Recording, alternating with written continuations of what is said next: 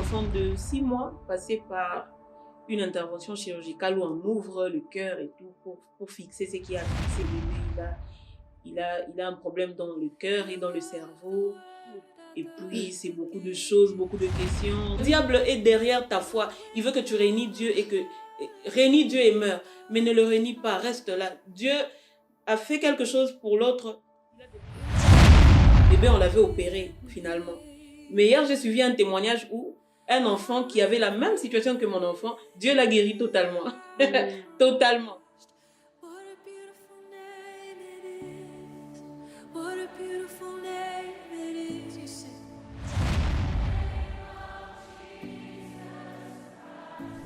Salut tout le monde, je m'appelle Tarsil Kalunga Mavata. Je suis là pour vous inviter à faire part à notre émission Une prière, un témoignage. Ici, nous partageons les témoignages, nous parlons de la prière et ensuite nous prions pour des cas compliqués, des situations compliquées et nous invitons la main du Seigneur dans nos vies. Sachez que ici, c'est vraiment Dieu et rien que Dieu. Je vous invite à vous abonner sur notre chaîne Tarsil Kalunga officiel. Tarsil Kalunga officiel. Vous serez tellement bénis que vous allez rentrer et me dire bienvenue encore. Aujourd'hui, je ne suis pas seule. Je suis accompagnée d'une servante de Dieu, d'une sœur, d'une amie. Alors, je vais la laisser se présenter. Bonsoir encore. Bonsoir. Bonsoir maman Sophie. Bonsoir maman Tarsil. Comment tu vas? Je vais bien et toi? Je vais très bien, par la grâce de Dieu. Toujours. Alors, tu peux te présenter? Je sais que moi, personnellement, je te connais, mais peut-être ceux qui nous suivent peuvent aussi te connaître. Alors, présente-toi. Je m'appelle Sophie Makal Tende. Je suis l'épouse du pasteur Edouard Tende. Je suis la mère de Zoé, Nathan et Edouard Doxa Tende. Je suis servante de Dieu. Je crois que je suis enfant de Dieu, j'aime Jésus. C'est ça que je peux dire sur moi. Gloire à Dieu, c'est ça l'essentiel. Elle aime Jésus. C'est pour Jésus que nous sommes là. Alors, avant de commencer, nous avons l'habitude de parler de la prière. Parce que notre émission s'intitule Une prière, un témoignage. Donc, il y a d'abord une prière qui précède un témoignage. Alors, nous allons parler de la prière. Pour vous, maman Sophie, j'aimerais que tu me parles un peu de la prière. C'est quoi pour toi la prière? C'est quoi pour toi faire une prière? Parce qu'il y a beaucoup de gens qui se posent des questions. Comment je dois prier? Qu'est-ce que c'est une prière? Est-ce que tu peux nous parler un peu? Bon, au fait, pour commencer, déjà, je crois que la prière, c'est vraiment un thème très large parce qu'il y a beaucoup de choses qui tournent autour de la prière. Mais c'est que peut-être j'aimerais dire déjà, c'est que avant qu'il y ait prière, parce que quand on parle de la prière, généralement, la définition très simple qu'on dit, c'est une conversation entre une personne et son créateur.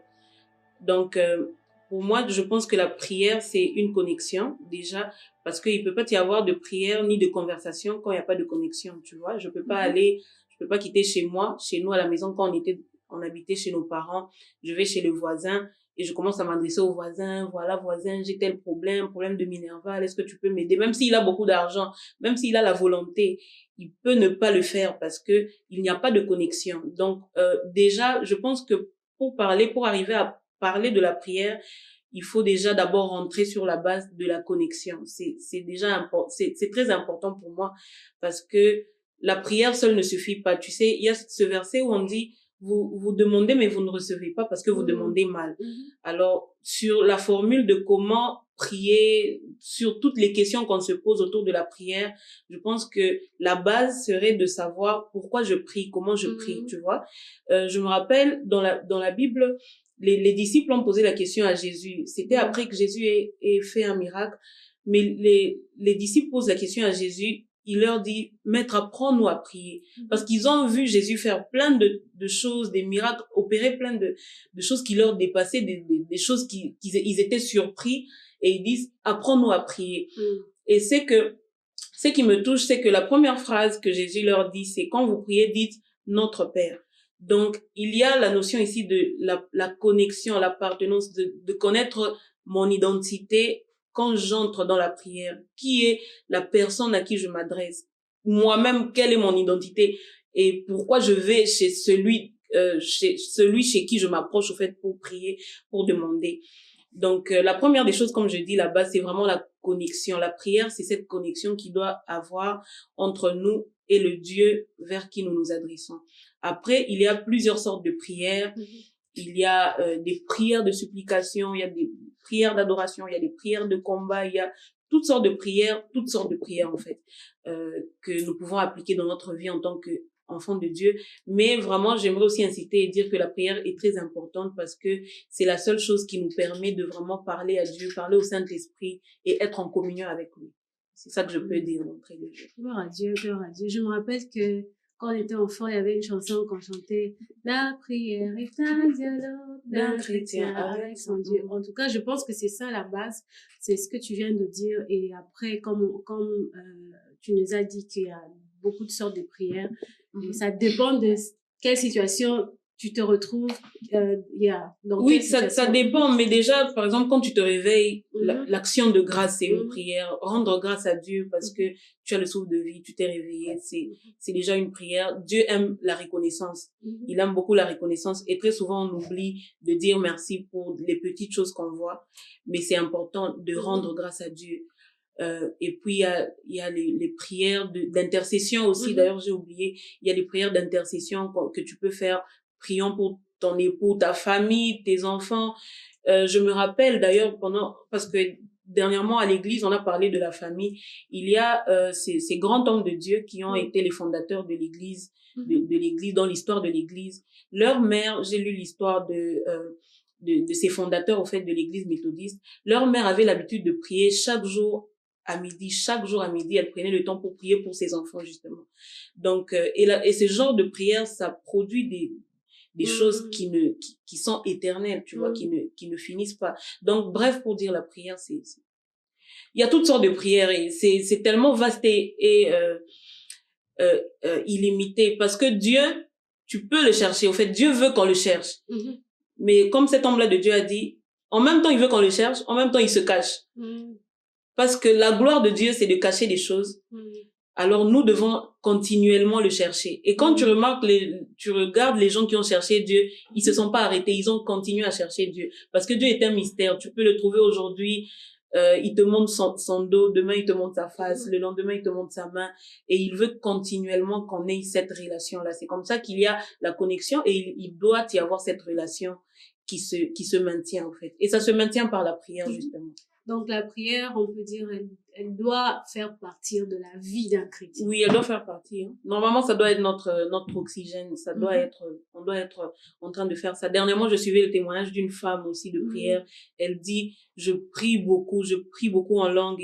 Et quand elle se rend compte des miracles qui ont accompagné son ministère, tu te rends compte que c'est waouh, au fait. Parce que elle dit c'est quoi? On lui demande, c'est quoi ton secret? Elle dit, je parle beaucoup avec le Saint-Esprit. Donc, c'est ça, c'est un rythme. Et c'est ça même, c'est la respiration de la prière, ça doit être ça. Tu pries même quand tu dors, tu pries, quand tu te réveilles, quand tu conduis, tu pries. Tu vois, on est dans un pays où on est tout le temps busy, c'est pas évident de faire 1 heure, 2 heures dans la prière, tu es fatigué, tu as ceci.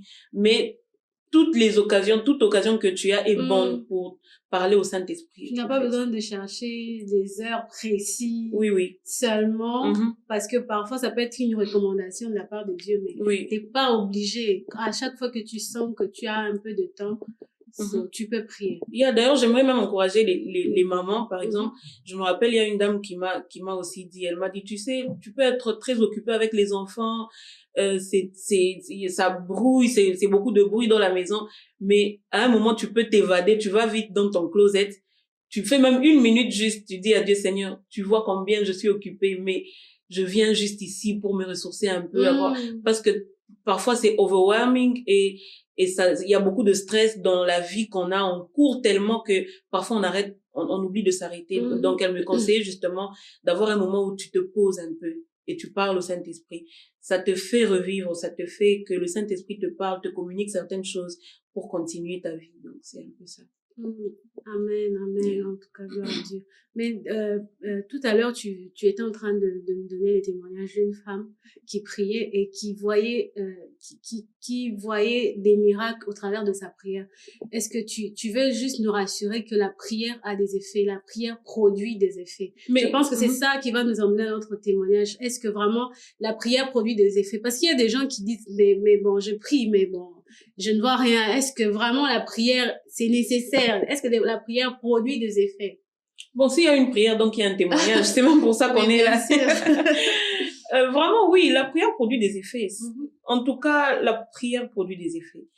Toutes sortes de prières qu'on fait, qu'on a eu à faire il y a plusieurs années, ou même, non seulement nous, des personnes qui ont prié pour nous avant nous.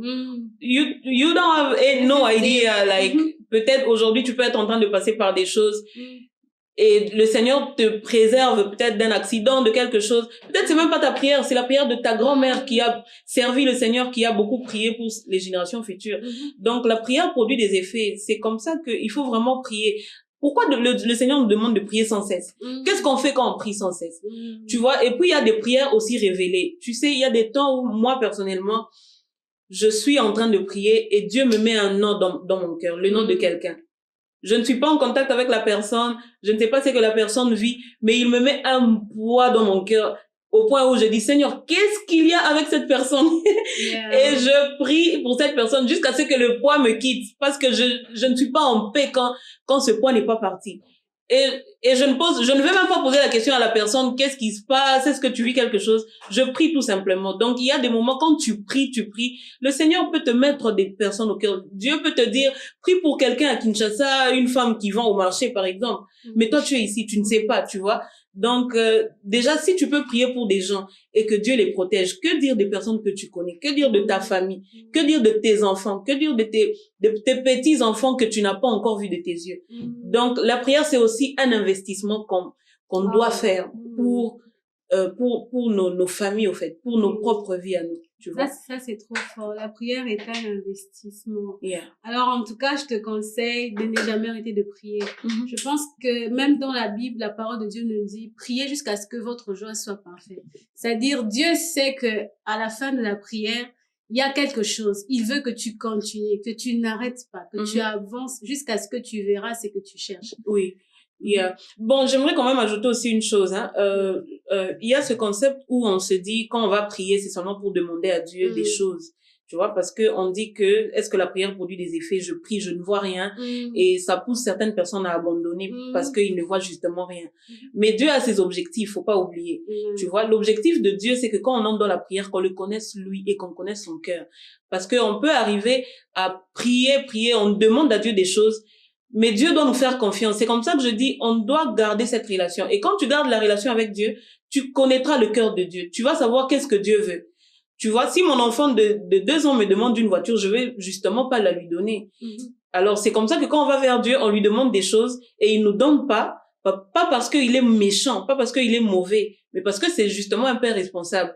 Et il veut que quand on s'approche de lui, qu'on apprenne à le connaître en tant que père, qu'on apprenne à le connaître qu'on apprenne vraiment à le connaître.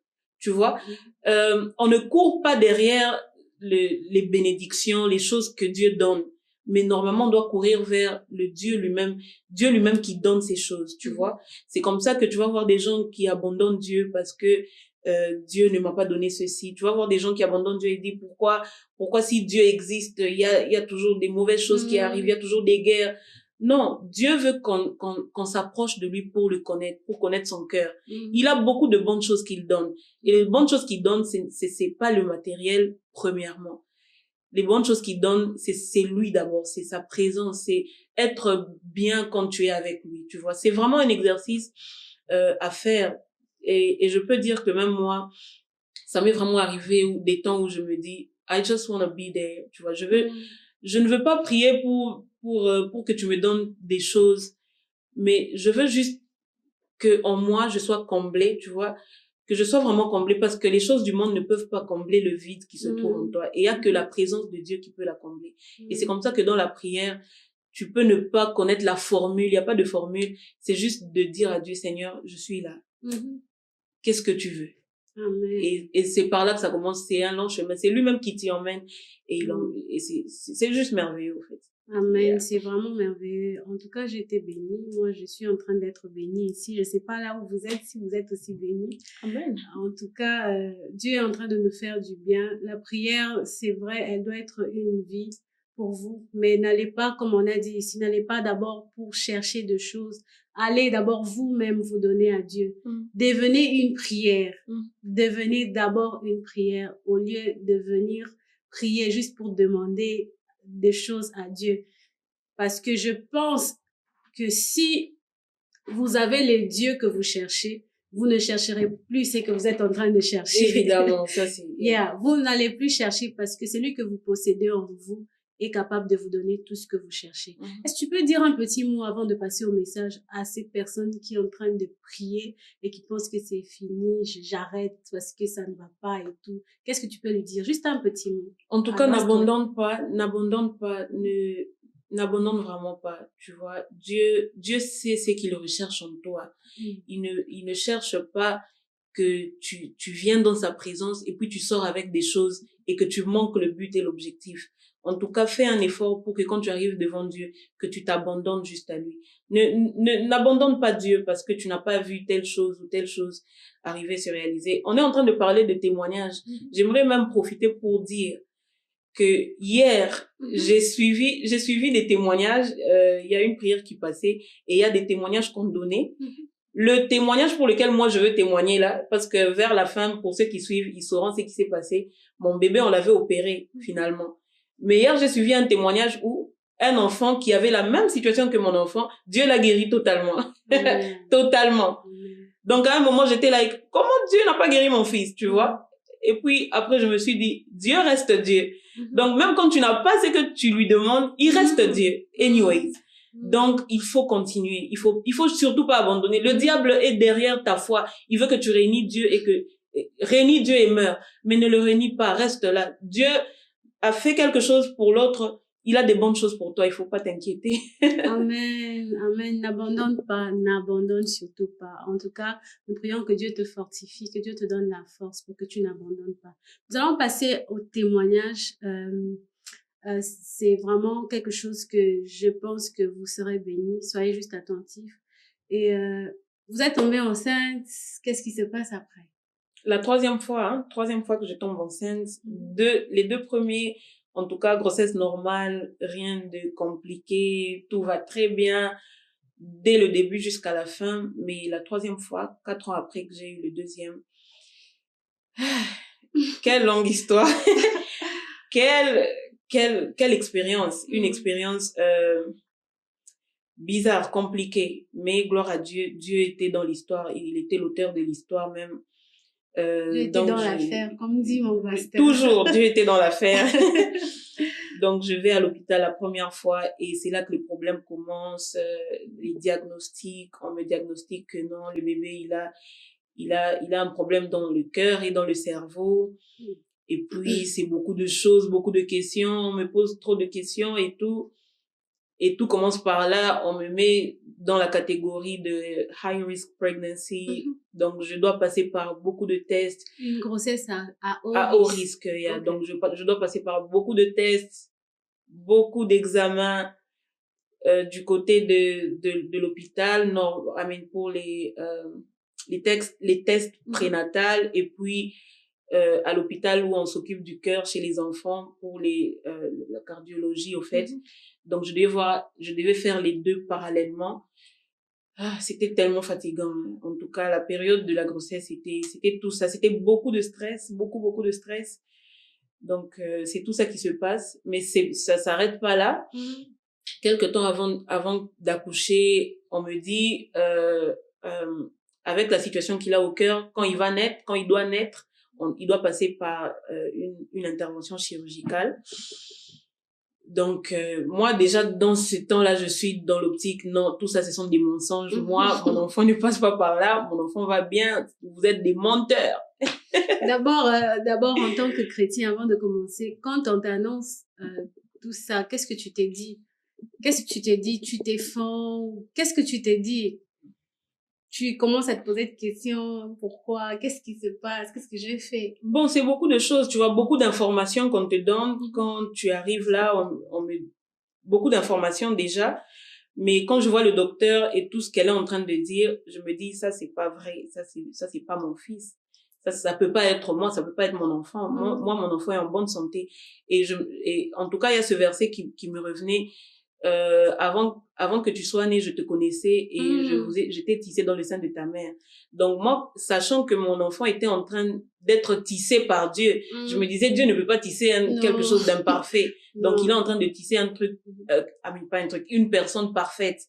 Donc c'était ça ma déclaration, au fait. Donc je m'étais dit, je ne crois pas à ce que le médecin dit, je crois à ce que la parole de Dieu me dit. Yeah, ça c'est quelque chose que c'est vrai, d'avoir la foi, c'est une bonne chose. Ça vraiment c'est une bonne chose d'avoir la foi de cette manière, parce que il y a des gens qui récoltent les fruits de cette foi. Mais dans ton cas, les choses ne se sont pas passées de la manière dont tu pensais. Qu'est-ce qui s'est passé après? Donc ce qui se passe, c'est que après l'accouchement, bon, déjà l'accouchement même était aussi difficile et tout. Donc après l'accouchement, le temps passe un peu. On voit quand même des choses qui ne marchent pas dans la santé de l'enfant. Déjà, il y a eu beaucoup de choses, hein. On n'a peut-être pas le temps pour tous les détails, mais il y a eu beaucoup de choses. Alors le temps passe un peu, il tombe un peu malade, il a attrapé froid. Alors cette période-là, on va à l'hôpital, il est interné, mais ça ne va pas parce que la situation, c'est qu'il y a quelque chose, il y a un trou dans le cœur et ça provoque des problèmes dans les poumons. Il a des problèmes de respiration, il a des problèmes d'alimentation, il mange pas assez et du coup il ne grossit pas normalement par rapport à son âge. Donc c'est beaucoup de choses, c'est beaucoup de stress, vraiment. Je sais pas rentrer dans cette période-là, c'était beaucoup de stress. Mais après cette période à l'hôpital, on a finalement schedule une date pour l'intervention. Donc on s'est préparé, on n'était pas prêt, à vrai dire on n'était pas prêt. Évidemment on avait la foi, on continuait à prier. Moi je me rappelle, je croyais tellement jusqu'à la dernière minute, parce que avant l'opération il y avait encore des tests qu'on devait faire pour se rassurer que on est en train d'aller vers le chemin au fait de l'opération. Et je crois la dernière opération encore, je croyais que cette fois-ci quand on part, tout va bien. Et puis on est parti, c'était le même diagnostic. Alors dans ce processus-là, quand on a schedule la première date de l'opération, on a dû reschedule 3 fois. Et finalement le jour est arrivé. Donc la première fois, on a reschedule, la deuxième fois, on n'était pas vraiment prêt dans le sens moralement, psychologiquement. On se disait, c'est quand même une chose dure de voir un enfant de 6 mois passer par une intervention chirurgicale où on ouvre le cœur et tout pour fixer ce qui a fixé. Le fait même de s'imaginer ça. Je ne sais pas, ça va bien se passer, tu te poses beaucoup de questions. Ça va bien se passer, comment ça va se passer? Est-ce qu'il va se réveiller? Est-ce qu'on va vraiment fixer? Est-ce que vraiment ce truc-là est là? Ça va passer. C'est beaucoup de questions, hein. C'est vraiment beaucoup de questions. Mais la chose la plus importante, c'est que dans ce processus, j'ai juste appris à faire confiance à Dieu, finalement. Je me suis dit, si Dieu a permis ça, donc Dieu sait pourquoi ça arrive et ça doit arriver. Donc ce jour-là, le matin, à 6h, je me réveille, je prends le bébé et je suis partie. J'arrive à l'hôpital, normalement. Évidemment, avant ça, j'ai eu à rencontrer le chirurgien et tout ça. Et donc, je suis partie à Cincinnati Children le matin. Et puis, il est rentré dans la salle d'opération à 7h. Et bon, moi, j'ai attendu pratiquement toute la journée. Et c'est seulement le soir que je l'ai vu après qu'on est sorti de la salle d'opération. Dans quel état tu l'as eu? Il était branché de partout. Il était inconscient, évidemment, branché de partout. Donc, un petit bébé, mais branché de partout. Déjà, il avait pas mangé la veille. Tu vois, nous, les mamans, on est du genre, quand l'enfant a faim, il faut le nourrir. Mais il avait pas mangé parce qu'avant l'opération, il faut pas que l'enfant mange. Donc, moi, je me disais, mais il a faim. Le pauvre. Pourquoi vous faites souffrir mon bébé? Donc, c'était pas facile de le voir dans cet état. Mais dans cette salle de ICU, c'est quoi ICU? soins intensifs, voilà. Soins intensifs, là-bas, il n'a pas beaucoup traîné. Bon, c'est là que je le vois déjà quand il sort. Évidemment, il était branché de partout, il n'était pas conscient, mais je crois le lendemain, il commence déjà à se réveiller et on commence déjà, les médecins sont là tout le temps, on le check, il commence à reprendre.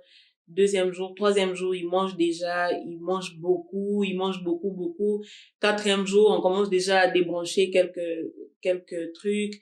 Et puis, cinquième jour, et en moins d'une semaine, on a quitté l'hôpital, on était à la maison et tout allait bien. Waouh, gloire à Dieu. C'est quelque chose dont peut-être que vous attendez pas qu'il allait se rétablir assez vite. Oui, justement, c'est vraiment là que vraiment on a vu le miracle parce que on ne s'y attendait pas du tout. En moins d'une semaine, il est rentré et on a vu cette différence. Avant, il ne mangeait pas, mais il a commencé à bien manger. Il a très vite pris du poids et il était très mouvementé. Aujourd'hui, on le voit, il va déjà devant à la chaîne pendant qu'on presse.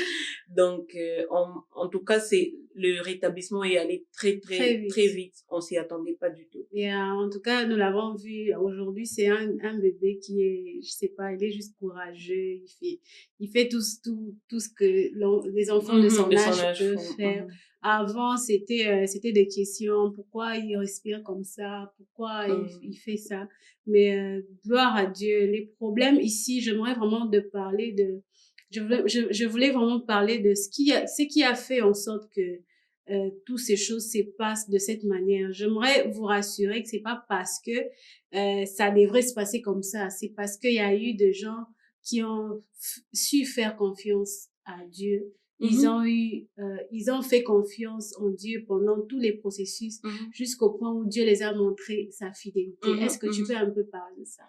Évidemment, on a vraiment eu à faire confiance à Dieu parce que c'était pas facile, c'était vraiment pas facile de vivre ça. C'était pas facile de vivre ça. Déjà, je crois le dimanche où le pasteur l'a témoigné, il a dit, vous voyez, tel que je suis là, mon enfant, on l'avait opéré. On peut se dire, non, en tant qu'homme de Dieu, les mauvaises choses ne peuvent pas t'arriver et tout, mais, Dieu nous apprend par toutes les circonstances, tu vois, par tout ce par quoi on passe, Dieu a quelque chose qu'il veut nous enseigner et évidemment, il veut qu'on se rapproche seulement de lui. C'est ça pour moi, c'est cette confiance-là que j'ai juste eu face à Dieu, tu vois. L'enfant est parti dans la salle d'opération, j'étais pas là. Tout ce que j'ai fait, c'était de prier et de lui faire confiance. Pour les personnes qui allaient les toucher, pour les infirmiers, les infirmières, for everything. Et pendant tout le processus, c'était seulement faire confiance à Dieu. Et on l'a fait confiance. Et aujourd'hui, c'est vrai que le Seigneur est passé par les médecins pour que l'enfant soit vraiment en bonne santé.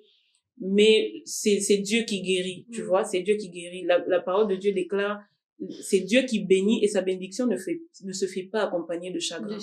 Donc, c'est une chose qui est arrivée, mais nous, on a appris à faire confiance à Dieu during this process, pendant ce processus. So, vraiment, c'est vraiment à encourager aussi que les personnes qui peuvent passer par des difficultés, qui sont enfants de Dieu, qui prient, qui servent Dieu. C'est même par là, je voulais que tu parles un peu à quelqu'un qui te suit, une femme qui passe par une situation comme ça, peut-être elle-même dans son corps, elle passe par des moments difficiles, la santé. On a demandé d'opérer et tout. D'ailleurs, pendant que je parle de ça, je pense à ma grande sœur. Elle m'a parlé, on doit l'opérer, mais she's like, elle a peur, elle sait pas, est-ce qu'elle va se réveiller, est-ce que ça va bien se passer? Vraiment, une femme qui passe aussi par la même situation, doit opérer l'enfant, la tête, les pieds, je sais pas, le cœur. Qu'est-ce que tu peux leur dire? Parce que tu es passé par là, tu sais le stress qu'il y a autour, mais tu as aussi, tu as eu un autre côté où tu as fait confiance à Dieu et tu as prié, tu as eu le temps de prier. Ça, j'aimerais que tu en parles un peu. Tu priais pour ça. Qu'est-ce que tu as fait? Qu'est-ce que tu peux leur dire, au fait, par rapport à tout ça? Qu'est-ce qu'ils doivent faire? Il y a, comme je le disais, la confiance en Dieu, c'est vraiment important. Il faut vraiment faire confiance à Dieu. Dieu est la seule personne en qui tu peux faire confiance aveuglément, tu vois. Tu lui fais confiance aveuglement sans savoir ce chemin ici, ça m'emmène où, tu vois. Abraham, quand il fait confiance à Dieu, Dieu lui dit tout simplement, quitte ton pays et va vers le pays que je te montrerai. Mais Dieu ne lui dit pas le pays où je te montrerai, c'est quel pays, ça s'appelle quoi. La route que tu dois suivre, tout ce que tu as à faire, c'est de quitter et de partir. Tu fais comment, on fait comment. Donc, on le fait confiance. On sait que... seulement et puis pas. Et puis pas. Donc, fais confiance à Dieu. Ce n'est pas pour te dire que ça sera facile, tu seras forte. La chose que je peux te demander, c'est de ne pas laisser la place à la peur. Parce que la peur vient du diable. Il faut pas avoir peur. La confiance en Dieu, ça doit se faire sans peur. Tu dois enlever la peur et la peur, sa sœur jumelle, c'est le doute. Peur et doute de la foi. Marchent toujours comme ça ensemble. Ce sont des jumeaux. Mais ce sont les ennemis de la foi. Donc, il faut pas avoir peur et il faut pas douter. Quand tu pries à Dieu, crois que Dieu t'a donné cette guérison-là. Même si cette guérison, tu vois, quand on prie, on demande des choses à Dieu, on pense que Dieu va passer par A, B, C pour nous répondre. Mais Dieu a ses voies. Les voies de Dieu ne sont pas nos voies. Donc, c'est dans ce sens-là que tu peux passer par une opération. Tu peux passer par une maladie. Je l'ai dit ici au début. Pour une même situation, j'ai dû passer par un processus et Dieu a guéri mon enfant. Mais une autre personne, Dieu a guéri sans passer par ça. Donc, Dieu a multiples voies et on ne peut pas dicter à Dieu comment il nous répond. Donc, il faut pas avoir peur et il faut pas douter en son cœur. Et puis, il faut être aussi courageuse, hein. En tout cas, j'aimerais aussi dire aux femmes d'être courageuses. Il faut vraiment être courageuse. Et aussi, poser des questions. Moi, j'ai posé toutes les questions. J'ai pas peur des médecins. Je pose les questions, on pose les questions. C'est vrai qu'il y a des moments où on a dû confronter. Il y a certains médecins, avant même l'opération, il y a une médecin qui disait non, votre enfant, là c'est au début quand il avait la jaunisse, elle dit non, votre enfant a la jaunisse pour beaucoup de temps, il peut même mourir. On a levé je me rappelle, j'étais avec mon mari dans le bureau de cette dame, directement il a dit mon enfant ne mourra pas. Donc il faut être courageux pour proclamer la vie, au fait, proclamer la foi, parce que la foi dit, si l'ennemi dit le contraire, dit la mort, il faut dire la vie, tu vois, il faut être courageux pour dire la parole de Dieu, c'est ça que je veux dire, il faut dire la parole de Dieu et confesser la foi, confesser ce que tu crois, même si la situation montre que, oui, l'enfant est malade, c'est vrai que cette jaunisse a traîné, ça peut entraîner telle chose, mais moi je crois en ce que la parole de Dieu dit, tu vois. Donc, il faut parler la foi, il faut parler la parole de Dieu et ne pas se laisser faire. Il faut pas se laisser faire parce que le diable ne se laisse pas faire. Le diable, il est toujours là, il est en train de rôder, il va chercher par tous les moyens. Il peut utiliser même les médecins pour venir t'atteindre, pour venir te donner des informations et pour t'affaiblir. Mais il faut être fort, il faut être courageux, il faut connaître la parole de Dieu pour répliquer, au fait. Amen, amen. En tout cas, sois fort, sois forte. Là où tu es, vraiment, nous prions que Dieu te fortifie dans la situation dans laquelle tu passes, que Dieu te fortifie. N'abandonne pas la prière. Continue à prier parce que Dieu, s'il y a une situation compliquée, sachez qu'il y a un Dieu qui est capable de répondre. Alors, nous prions vraiment que ce témoignage vous fortifie. Alors, j'aimerais que nous puissions prier pour ceux qui nous suivent. Nous allons prier pour 2 catégories de personnes. Nous allons prier pour tous les gens qui passent par des moments difficiles, par des situations compliquées, qui ne savent pas par où commencer, qui ne savent pas qu'est-ce qu'il faut faire, qui se sentent déjà affaiblis, qui sont peut-être dans les lits des hôpitaux, qui sont, je ne sais pas, en prison, qui sont juste désespérés. J'aimerais que nous puissions prier avec vous. Et la deuxième catégorie, ce sera pour les femmes qui sont en train de passer la même situation, les enfants qui sont malades à l'hôpital, à la maison, peut-être les médecins vous a demandé de rentrer à la maison. Aujourd'hui, c'est les cancers qui dérangent les enfants, on ne sait pas d'où ça vient. Vraiment, nous croyons en Dieu, nous savons que Dieu est capable de guérir toutes sortes de maladies. Dieu est capable de restaurer la vie de qui que ce soit, là où vous êtes. Si vous avez la foi avec nous, on a parlé ici, enlevez la foi, enlevez la peur, enlevez les doutes, ayez la foi, parce que le Dieu que nous prions est capable de faire au-delà de ce que nous pensons, au-delà de ce que nous voyons. La parole de Dieu nous dit, je me rappelle sur Hébreux 11, que la foi est une ferme assurance de choses qu'on espère et une démonstration de ce qu'on ne voit pas. Tu ne vois pas, mais tu espères. tu as la ferme assurance, comme maman Sophie a dit, elle a eu la confiance à Dieu, elle a mis sa confiance, elle priait parce qu'elle avait confiance, elle ne priait pas juste pour prier. La chose même qui te pousse à prier, c'est parce que tu as confiance. Je sais que dans ma prière, Dieu va m'exaucer. C'est comme ça que nous vous prions de prier en ayant confiance à Dieu. Alors nous allons prier pour ces deux catégories de personnes ensemble avec la servante de Dieu. Je veux la laisser la place. On va prier. Je prie dans le nom de Jésus pour toutes les femmes qui passent par des difficultés, qui ont des enfants malades. Je crois en la guérison. Dieu est un Dieu qui guérit par son sang. Il a versé son sang afin que nous soyons guéris. Il a meurtri son corps afin que nous puissions être guéris. Alors je prie que partout où vous êtes, partout où vous nous écoutez, et vous passez par des temps difficiles, vous avez la maladie dans votre corps ou dans votre famille, dans la vie de vos enfants, je prie au nom de Jésus que la guérison soit votre partage au nom de Jésus. Quelle que soit la maladie, il nous a guéris de toutes sortes de maladies. Alors quelle que soit la maladie, que ce soit le cancer, que ce soit des problèmes au cœur, des problèmes au cerveau, que la guérison soit votre partage au nom de Jésus. La peur et le doute tombent au nom de Jésus. Je prie pour que vous soyez encouragés, fortifiés par le Saint-Esprit. Que le Saint-Esprit vous donne de boldness, le courage d'affronter ce que vous êtes en train de faire en ce moment.